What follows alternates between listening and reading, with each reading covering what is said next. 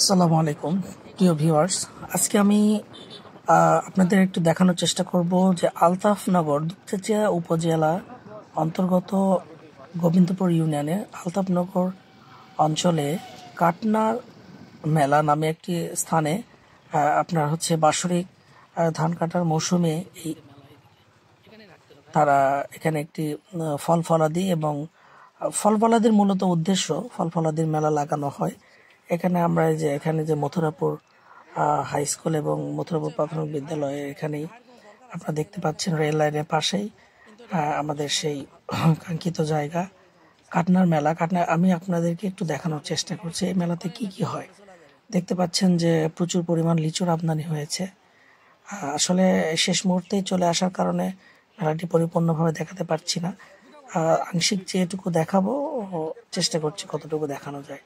আপনারা দেখতে পাচ্ছেন এখানে লিচু নিয়ে বসে আছে ভাইরা, বলতেছে যে অনেক এটা মেলাটা শুরু হয় সেই ভোর রাত থেকেই।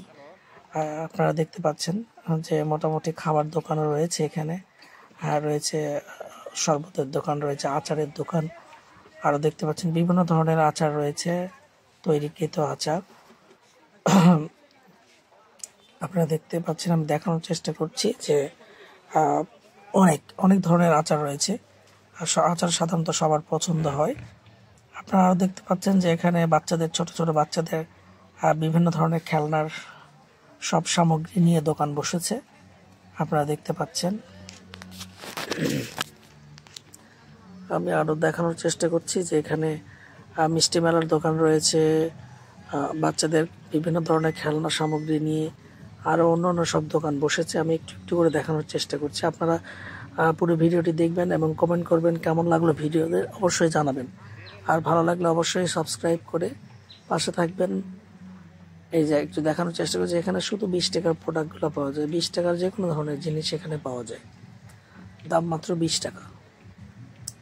আরও আমি দেখানোর চেষ্টা করছি, দেখুন একটু পরে আমি দেখাচ্ছি যে এখানে নাগরদোলাও বসেছিল।